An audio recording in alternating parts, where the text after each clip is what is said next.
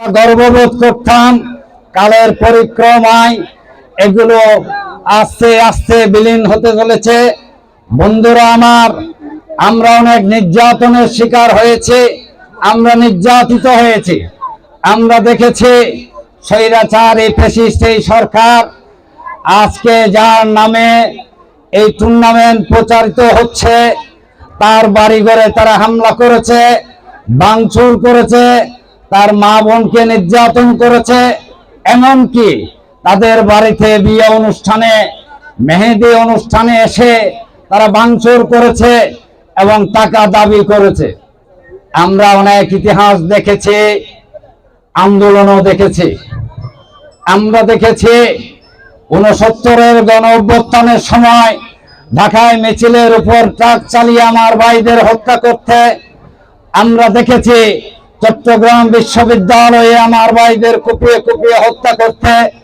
আমরা দেখেছি 88-র 24শে জানুয়ারি লাল দিঘির ময়দানে বন্দুকের নালির রাগার বুলেটের আঘাতে আমার ভাইদের বুক জাজারা করে দিতে দেখেছি।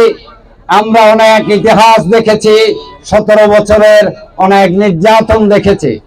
17 বছর অনেক আন্দোলন সংগ্রামের পরে আমরা যখন 5ই জানুয়ারি পুনরায় এ দেশ স্বাধীন করেছি, কিন্তু অত্যন্ত দুঃখের বিষয়, আজ দুঃখের সঙ্গে বলতে হয়, আওয়ামী লীগের সেই ফ্যাসিস্ট গুন্ডা বাহিনী পুনরায় এলাকায় আনাগোনা শুরু করেছে। আমি প্রধান অতিথি মহোদয়ের নিকট আকুল আবেদন, আমাদের আমরা 5ই আগস্টের রক্তের উপর দাঁড়িয়ে যে স্বাধীনতা অর্জন করেছি, পুনরায় তাদের চক্রান্তের শিকার হয়ে কিছু আমাদের দলীয় লোকজন তাদেরকে পুনর্বাসন করার জন্য এই কাজে ব্যস্ত আছেন।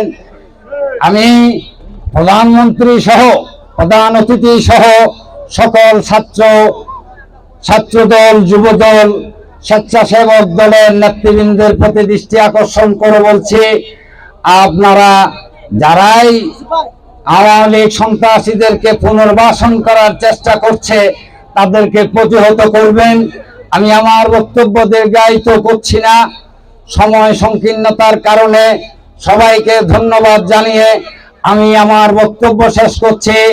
বাংলাদেশ জিন্দাবাদ, খালেদা জিয়া জিন্দাবাদ, দেশনায়ক তারেক রহমান জিন্দাবাদ, শহীদ প্রেসিডেন্ট জিয়াউর রহমান অমর হোক।